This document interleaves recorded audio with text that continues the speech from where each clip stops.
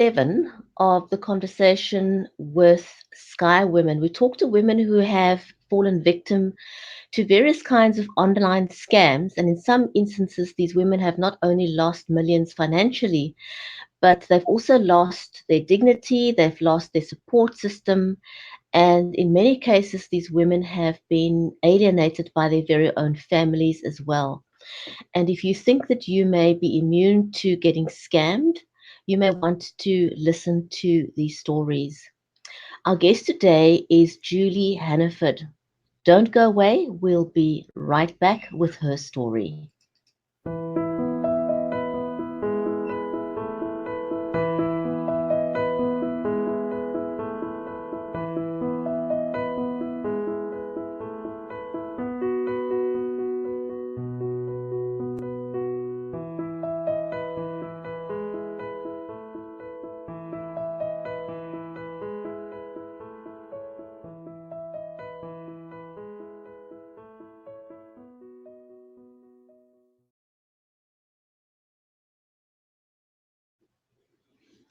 And welcome back. This is episode 7 of the conversation Online Safety. I'm your host, Brigetti Limbanda. Sky Women is a non-profit formed by Louise Haynes, who researched various kinds of online scams for over 3 years. And one of its key focuses is education and empowerment. We've been sharing stories of women who have been scammed in various ways, and today we talk to Julie Hannaford. So let's welcome her on screen. Hi, Jules, Brigitte. welcome. Hi, welcome to the show. Good to have you with us today. Thank you so much for having me. It's a pleasure. It's great to be here. I'm so pleased that you're able to share your story with us. Unfortunately, scamming seems to become a part of everyday life. And unfortunately, most women are shamed into silence and they don't talk about their story. Not only are you going to share your story, but you've also written a book about your story. So tell us, Jules, what happened to you? So it happened over 8 years ago. It was 2010, and I'd been single for a long time. I come from Australia, but I'm living in Hong Kong. And I was away on a holiday, and I heard about internet dating as a way to perhaps meet somebody. So I was quite excited at the possibility of maybe finding somebody to be my partner because I've been alone for a lot of my life, and I'm a single mother of a daughter as well. So I got online and I met this guy in the UK, and he said he was a contractor and a project manager for a construction firm. And he sent me pictures of him standing next to an Audi and, having lunch and really very, very living a wonderful lifestyle in Manchester in the UK. And we chatted for over a few months. And he would never Skype with me or do any sort of face to face communication, which was my first red flag that I chose to ignore because I believed his excuses that his webcam was broken and, he wasn't able to, he was too busy and things like that. Anyway, I really wanted to meet him because I felt that I didn't want to spend a long time communicating to somebody online because I think you have Right. to meet somebody to really know whether you click or not. So I suggested, as a school teacher, I have summer holidays, well, actually, um, winter holidays here in Hong Kong, and I suggested that I would go to the UK to meet up with him. Now, he told me that he was of African descent, that he'd been adopted by parents in the UK, British parents, and that he was actually a troubled teen and he'd been sent off to Canada to boarding school. And that's why he had a strange accent, because I'd questioned him about his accent because it wasn't particularly British. Had a little bit of a British twang, but I've since learned that it was a West African accent that he So had. just Jules, sorry, if you can just back up a second. I Yeah, also like the audience to understand what your background is. So you're a school teacher. I just wanted to hone in on that. So you yeah. used to working with members of the public, and so your perception skills are generally quite good. Yeah, definitely. I think I have 2 university degrees. I've been teaching in education for 30 years. I'm a head of year and a middle manager in an international school in Hong Kong. And, I've count myself as being quite smart, but I think when it comes to matters of the heart, people can become easily duped because they want to believe what they hear. And one of my main faults was being really naive, I guess, and feeling that because I'm a trusting, generous person, that everybody else would be the same. And so I really wasn't really aware about scamming. I'd never heard of online dating scams. It was 9 years ago. So I just didn't really question what he said to me. And even though there are a few red flags that popped up, like his accent and the fact he wouldn't Skype with me and things like that, and even his story of being adopted, I just chose to ignore them, even though if a friend had been telling me that same story, I would have said to them, hang on a minute, be careful, this doesn't sound right. So I think I'd been alone for so long as a single mother. I'd left my husband when my daughter was 10 months old. So I'd been managing as a single mum for, 12 years at that time, and had been single for all of that time. So I think there was a part of me that so desperately wanted love that I was willing to overlook these niggles and these red flags that were popping up. And I really felt that I wanted to meet this guy to find out what was going on. I think I see that's been a common denominator, irrespective of your background. It's not just because people kind of assume that this kind of thing happens to the bored housewife that doesn't have a lot of education. That's what people tend to think, or you don't have two brain cells between your head. And I'm trying to emphasize that this can happen to anybody, irrespective of your education level. You can be a highly intelligent person. We've got an interview coming up with a gentleman, for example, who was scammed by a woman. It can happen to anyone, and he's not a stupid person either. Well, it's Um, interesting you say that because I was talking to a couple of forensic psychologists and one who works with the police in Los Angeles when I was researching my podcast, which is a true crime podcast based on my book. And Dr. Shiloh was telling me that she knows lawyers and judges and policemen and members of the community, both male and female, who have been duped online scamming.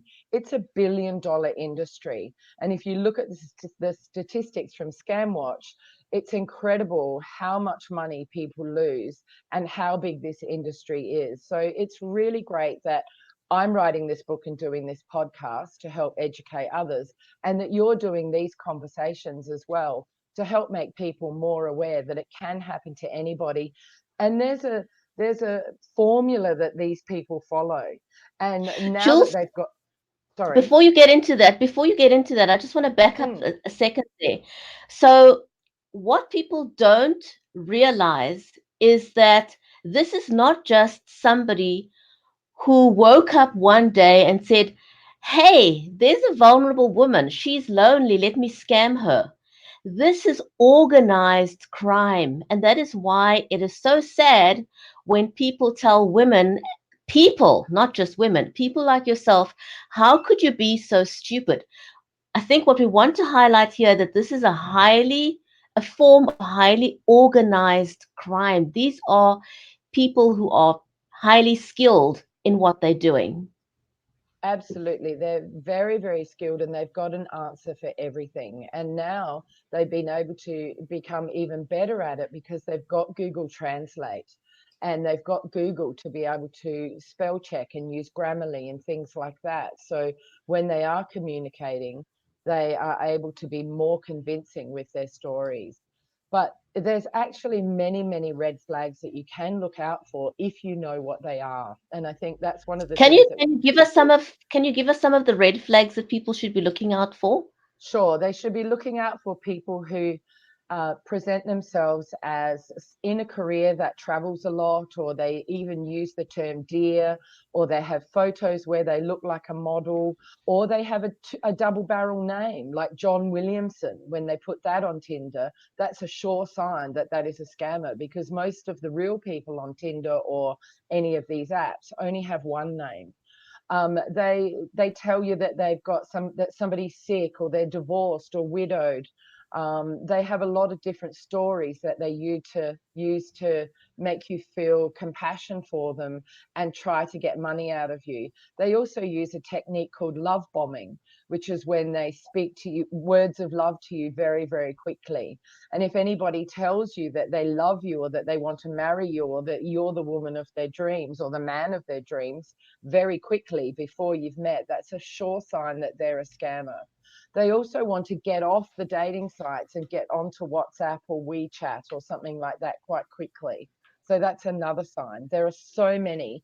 And in actual fact, in my book, Fool Me Twice, I want to I've put got, you on full screen so you can show your book. okay, great.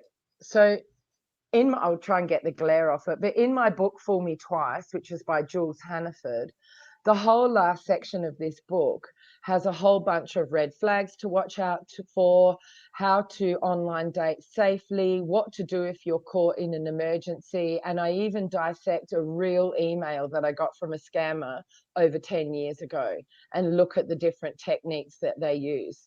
So after my story, there's a whole lot of really good educational material in the back of this book. So this book's available on Amazon and Barnes and Noble, and it's been getting amazing reviews. And it actually won a gold award in the Non-Fiction Authors Association in the US just a couple of weeks ago. And it also became a bestseller on Amazon. So I'm really thrilled, and it's getting great reviews. So one of the viewers are asking, is the book about scams? So can you perhaps just repeat what the book Yes. is about? So this is my memoir, and it's my scamming story. And I was actually caught in a couple of minor scams before this major scam when I went to Manchester, where I ended up losing a few £4,200 to this man, and I also was assaulted when he crushed me between a door and a wall, and I really felt that my life was at risk. So this is about my scam story, and there's more than one, and then there's all the sort of online dating safety techniques at the end. But what I've also done is my daughter and I have turned it into a true crime podcast. Now, this podcast is going to be released on October 25th next month. And it's my story with my daughter narrating the story. And she's got a degree in psychology. So she looks at a lot of stuff like gullibility and why people fall for scams. And I've also got interviews with experts on online dating scams like Roger A. Grimes and Alina Usula, who wrote a book called Love on the Line, and also the forensic psychologist from LA. And also in each episode, I've got an interview with a woman who has been scammed online dating. So I've got South African, Australian, and American women who are contributing their stories to my podcast. And it's a 10-part series, and I'm really, really proud of it. I'm so excited. It's going to be great. So Fool Me Twice is on Apple and Spotify. You can already subscribe, and the first episode will drop on the 25th of October. Congratulations. That is amazing. Now, Thank I you. I'm want so excited. I'm very excited for you too. So my Yeah. question is, most people, male or female, find themselves in a corner, silenced out of shame, and they won't talk about their stories because they've been alienated by their families, and in some cases, sadly, a lot of these women, because they've lost everything they own, they end up living in appalling conditions in shelters. What is it that's prompted you? Now, you're a prominent person because you're an educator and you're an educated person. What Mm. prompted you to want to come out with your story and not only come out, but write a book and a podcast? Well, What led to that? I have to say it did take me some time to overcome the shame that I felt. I felt very foolish and very ashamed of the choices that I made. And, my parents didn't know about it. My colleagues didn't know about it. I had told my daughter early on, but it really was, in my role as a teacher, I help students, I counsel them. I actually teach personal social and health education. I teach about this kind of thing, which made me feel even more foolish. because I did something that I warn others not to do. But really, it was actually going to life coaching which helped me, and also looking into Brené Brown. Brené Brown is Mm. an amazing woman who does a lot of talk on shame and vulnerability. And she She's really, amazing. she's amazing. And I recommend for anybody who has been scammed and is feeling ashamed to look up Brene Brown on YouTube and check out some of her YouTube videos, because she's absolutely inspiring. And she really reminds us that to own our story is the greatest thing that we'll ever do. And to be vulnerable is the way to overcome shame. That shame cannot survive if we share our stories and own our stories.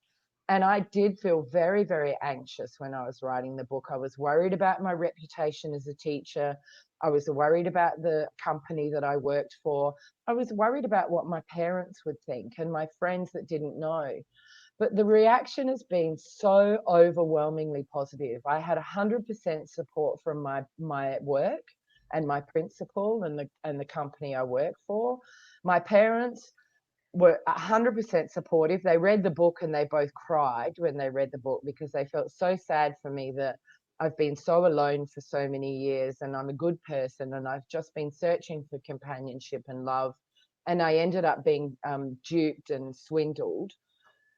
But at the same time, they're incredibly proud of me. And my daughter has been amazing. She did the final line edit on the book. She's an editor, and she was wonderful, and now she wrote the podcast based on the book and has narrated it. So, and I feel so empowered now, and the reviews are amazing, and the reaction and the support, and I'm making connections around the world with people who have been scammed, and they're looking to me for support and advice, and I'm more than happy to give it to them. So it's been incredibly rewarding, and ultimately my shame has gone. My shame is absolutely gone, and I feel very empowered. And it really does help to understand that it happens to millions of people from all walks of life around the world.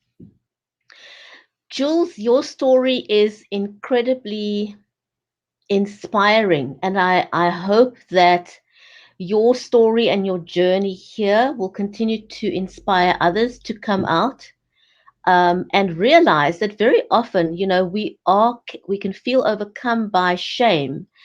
And the truth of the matter is that shame resides only in our own minds. Yes, it Um, does. it resides in our minds, and the minute we speak up and we talk about it, it not only empowers us from within, but somehow it rejuvenates us, and it's a way of actually getting people to rally around us and support us by telling our Absolutely. stories in a public space, because it warns other people. The thing that the reason why I felt compelled to want to share stories from various people from different countries, different walks of life, is to help people understand this can happen to anyone. Every did you in your wildest dreams think that this would ever happen to you? Because that's what everybody thought. It would not, it cannot happen to me. No, I really didn't think it would, but I didn't really know much about scamming back in, 8 or 9 years ago. It wasn't as talked about in the media as it is now, and it wasn't as prevalent. But the industry is getting bigger and bigger.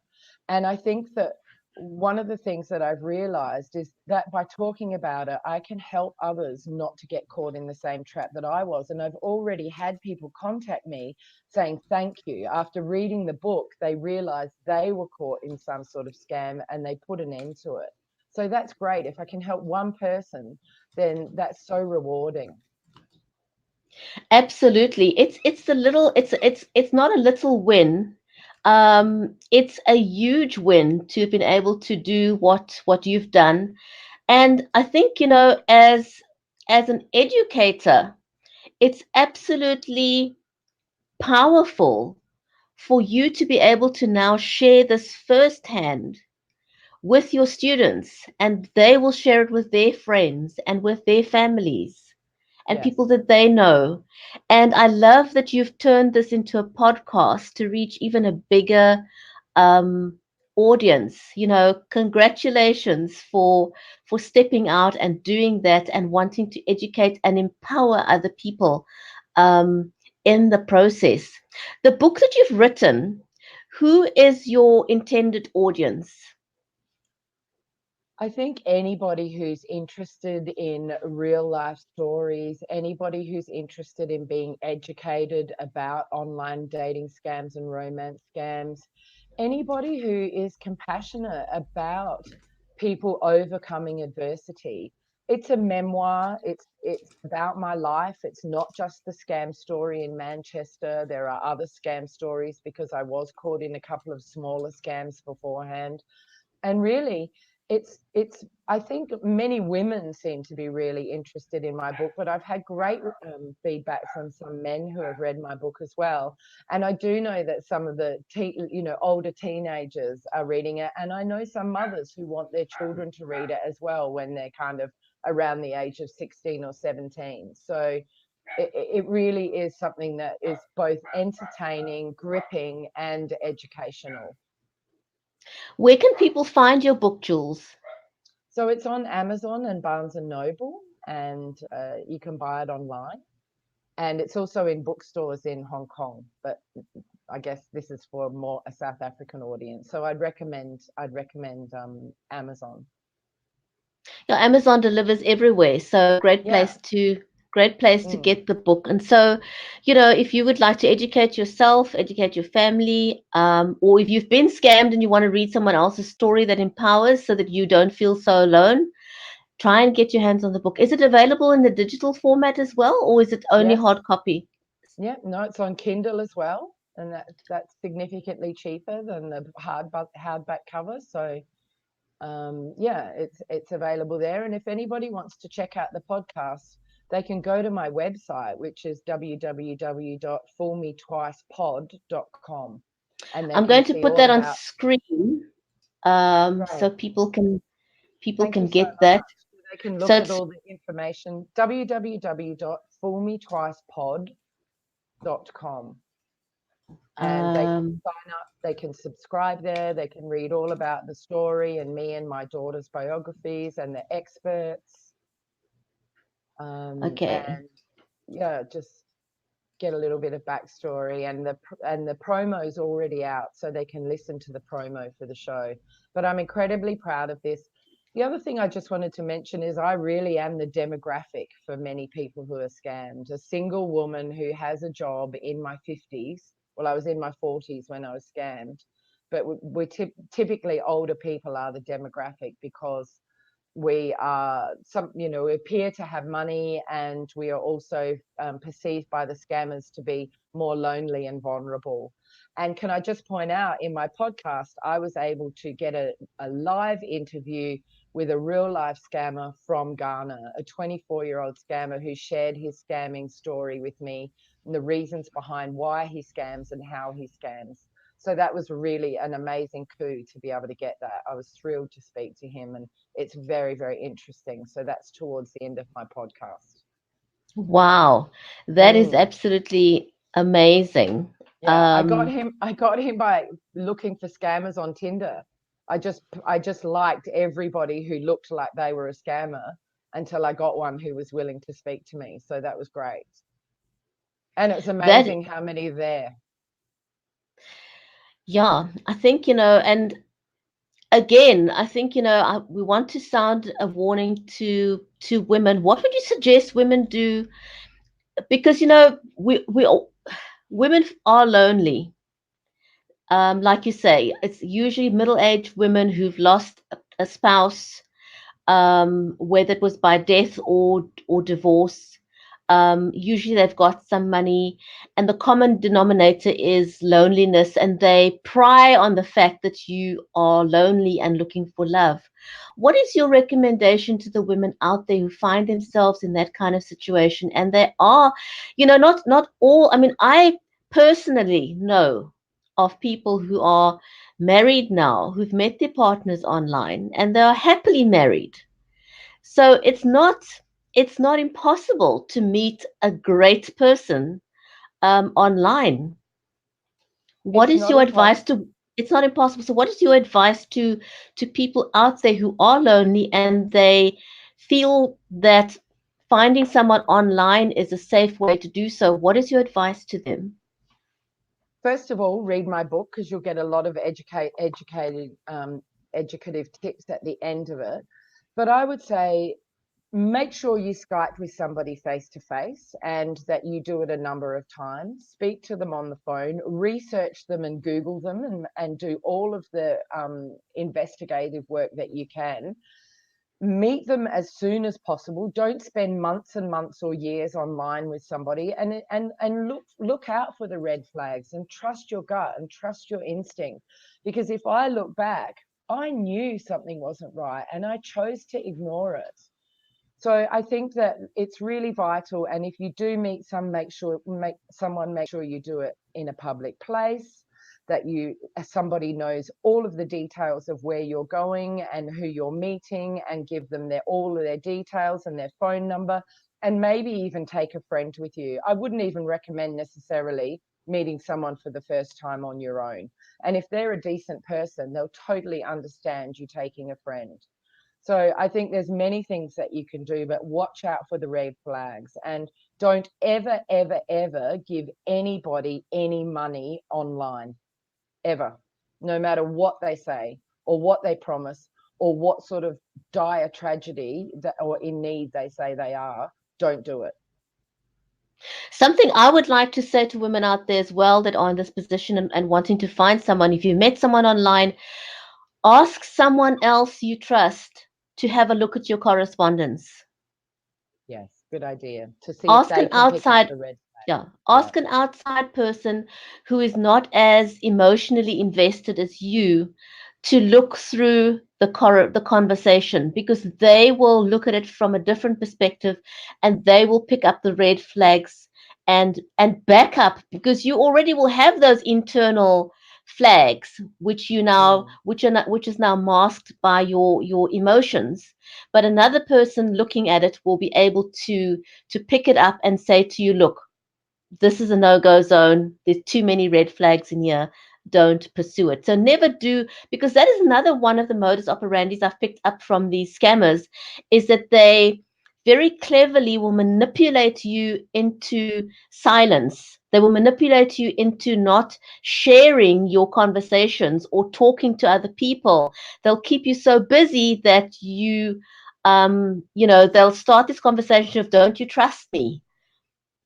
Yeah, It's one of their big things, so the minute somebody says to you, don't you trust, do you trust me, it's a flag.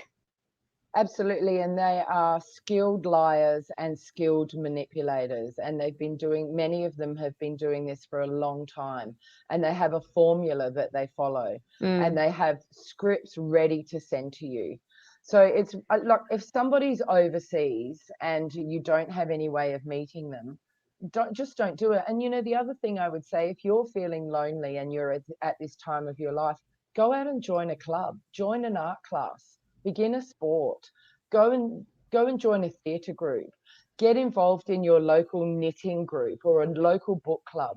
Do things where you make connections with other people, and in actual fact, that's a really good way to meet people face to face.